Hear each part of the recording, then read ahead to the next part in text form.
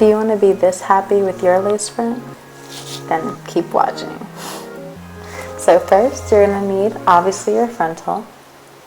Yeah, so this has already been used, so that's why it looks a little abused. And I've already bleached the knots on this one. A Sharpie, if you're like me.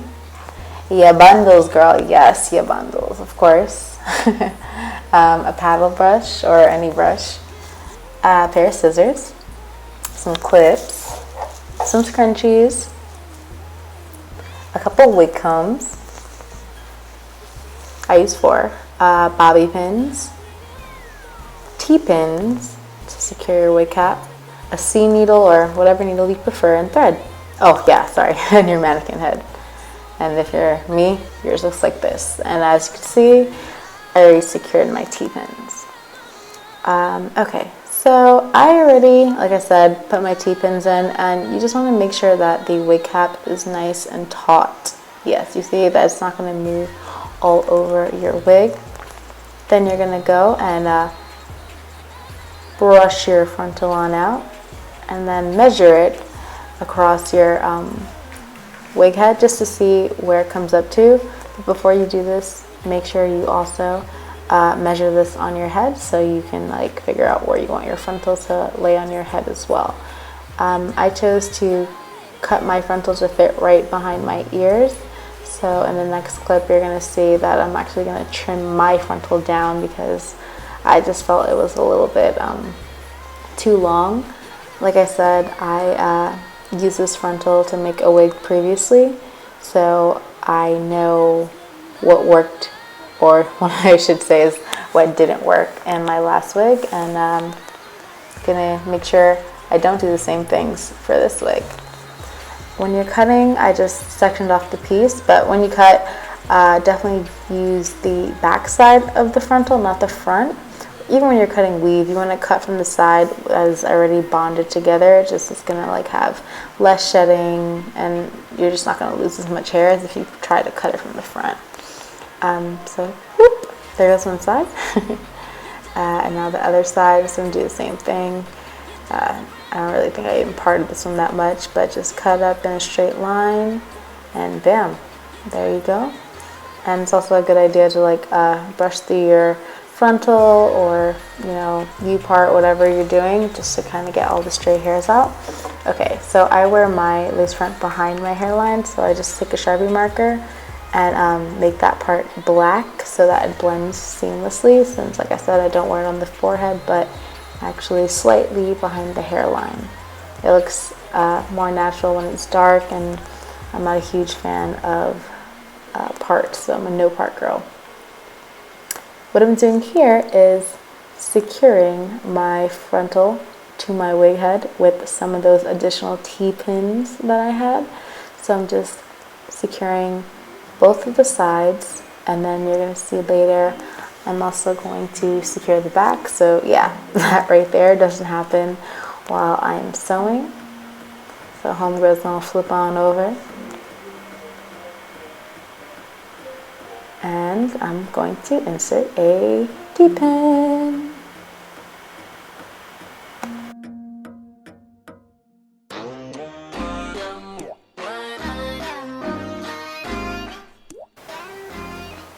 Okay, so what you see me doing here is just braiding the hair down. This is so that when we actually sew the frontal onto the wig cap, the hair is just out of the way. As you can see, I am not the best braider. So I also reinforced my loose hair with some bobby pins and some clips, so feel free to use those things, those alternatives as well. Little buns, like whatever, you can just tie it up in a bun, a ponytail, just get it out the way. It just makes it easier in the long run.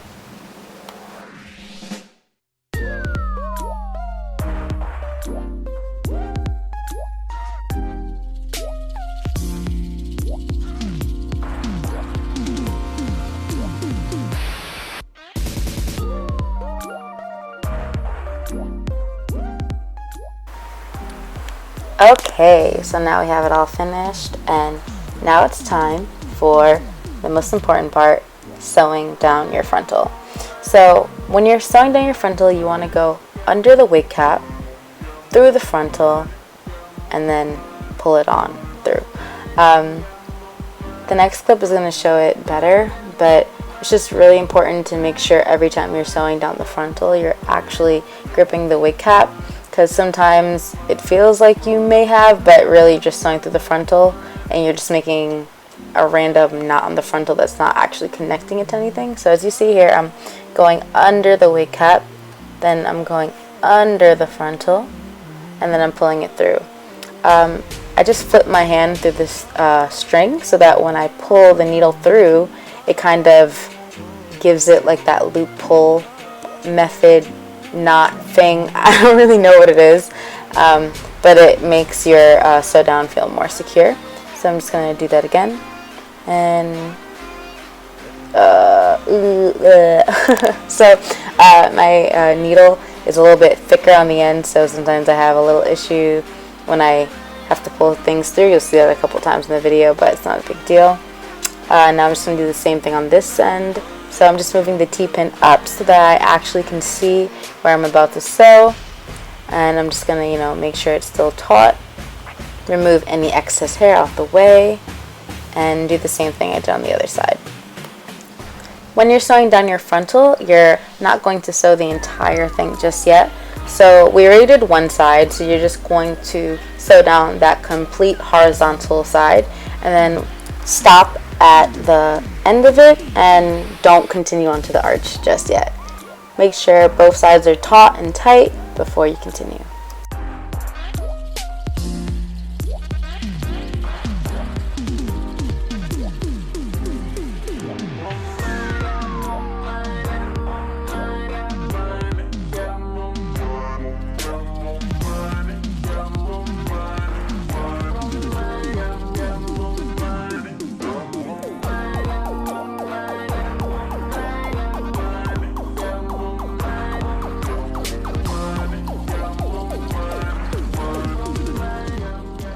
Now it's time for the arch. Same principle, same method. You're just going to sew down nice and taut. You can be a little bit more spread out in the way you sew here. You're going to see later on there are little like arches that are made while you sew this because it doesn't fall completely flush to the head, and that's okay. Those little arches are going to be covered when you put on your last track anyway. So just make small little spaces about a finger length in between each, and they'll have like little baby arches, and you'll see what I'm talking about in a few.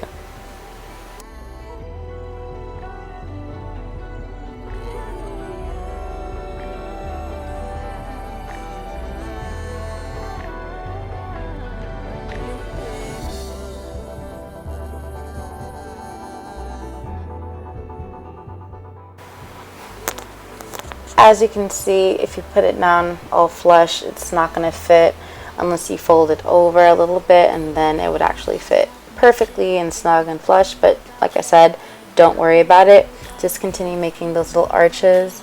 You can see in that last clip there's like a little baby arch on the right. You can also see it here, and just make those, and I promise you that your frontal will wind up fitting by the time you get to the end.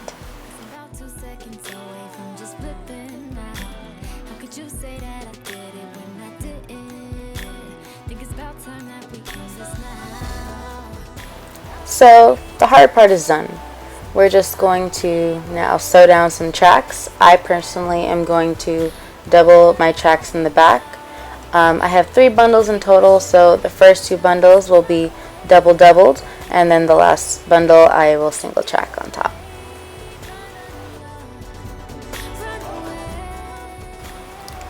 So now I've reached the top where I'm going to start my final bundle, which is going to be single tracked. And whenever I sew, I always begin the first stitch with the needle going through the actual weft, and then when I sew the rest of the hair down, it's just around the weft using the loop pull method. So you see me here just struggling to kind of get that first stitch going through the actual weft. I am also folding over my tracks so that I'm able to reuse these bundles because the quality of this hair was surprisingly amazing. It's platinum blonde, and it wasn't dry or anything like that, and it's from AliExpress. I'm going to do a review, so just check the down bar for that information as well.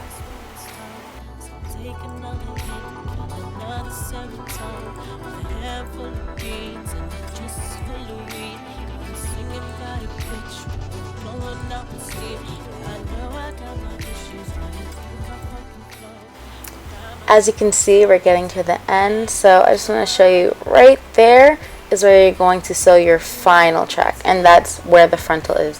So when you sew down that final track, which I am about to do right here, it's going to go under the wig cap, through the frontal, over your weft, and then you're going to move on to your next section. So this weft goes over that little place where you sewed down your frontal originally. It just kind of seals everything in and makes the wig complete.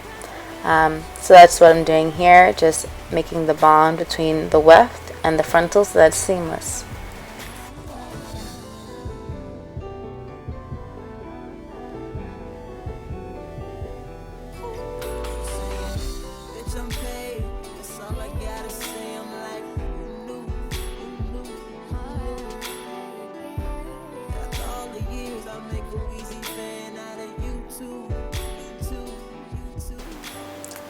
I see that I'm getting to the end, so I'm just going to measure it out and just snip off the weft. And you see I'm going to do it from the, not that side, but the already bonded side. Just, you know, save as much hair as possible. Because I just think it's easier to do it before you get to the actual end. Just do it before so you can just sew it off, knot it, and be done.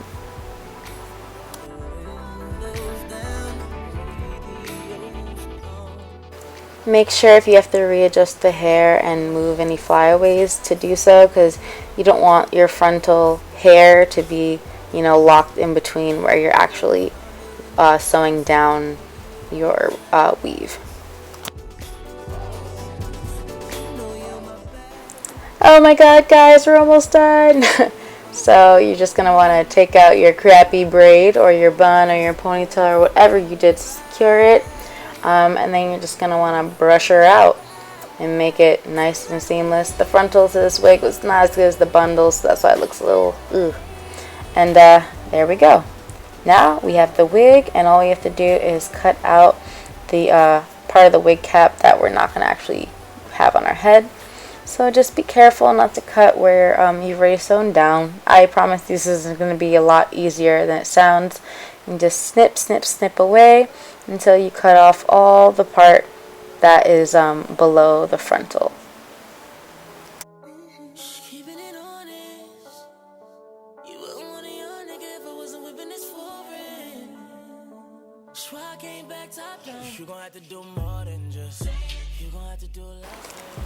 I personally like to put combs in my wigs. Some people like elastic bands. I like combs.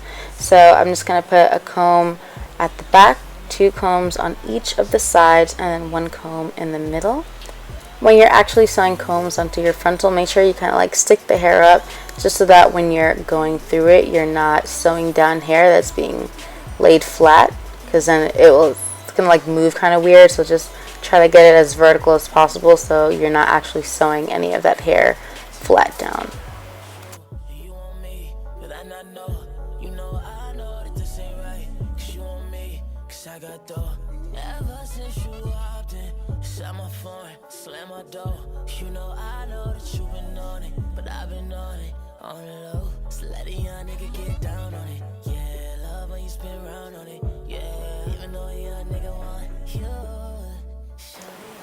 And there you go, guys. You have a finished wig. I'm just going to show you where I put the comb. So there's that one in the back, one on the side. Sorry, get in focus. Okay, yeah, one on the side, one in the middle, about 1 inch behind the hairline, and the other one on the other side. And just so you can see what it looks like from the inside. And yeah, so that's our wig. Oh, that's what it looks like in the light, the Sharpie part. Now, yes, go stunt in your wig. I hope this video was helpful. Thank you for stopping by, and I'll see you guys next time.